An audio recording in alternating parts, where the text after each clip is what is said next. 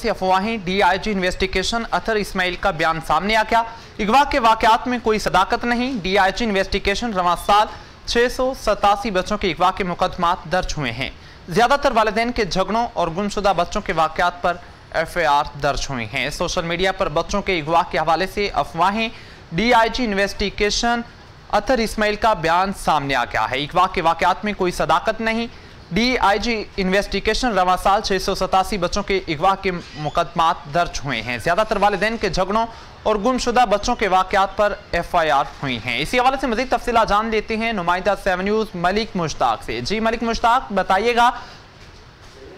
जी बिल्कुल, social media पर बच्चों के अगवा के हवाले से शहर लाहौर में काफी अफवाहें गर्दिश कर रही हैं और इसी हवाले से किसी भी इलाके से किसी भी शख्स को जब लोग पकड़ते हैं तो लोग, चूंकि लोग खौफो हिरास में हैं, तो लोग उसको अगवा के हवाले से पकड़कर फौरी तौर पर मुतलका थाने को देते हैं। जबकि थाने में जब वो शख्स पहुंचता है तो उसका अगवा के साथ कोई ताल्लुक नहीं निकलता, लेकिन पूरे शहर लाहौर में खौफो हिरास फैला है। और ये खौफो हिरास सोशल मीडिया पर जो अफवाहें फैलाई जा रही हैं उस हवाले से हैं। चूंकि आज DIG इन्वेस्टिगेशन अतर इस्माइल ने एक हंगामी प्रेस कॉन्फ्रेंस भी इस पर बुलाई और उन्होंने बताया कि जो मुकदमात दर्ज हुए हैं ये रूटीन के मुकदमात हैं और ज्यादातर जो अगवा की FIR दर्ज हो रही हैं उनमें ज्यादातर बच्चे जो हैं वो हैं जो वालिदैन से लड़ झगड़ कर घर से निकल जाते हैं। और उसके बाद चूंकि रवां साल में 687 बच्चों के अगवा के मुकदमा दर्ज हुए तो ज्यादातर वो बच्चे हैं जो हमने बरामद कर लिए और वालिदैन को वापस कर दिया। और सामने यही बात आई है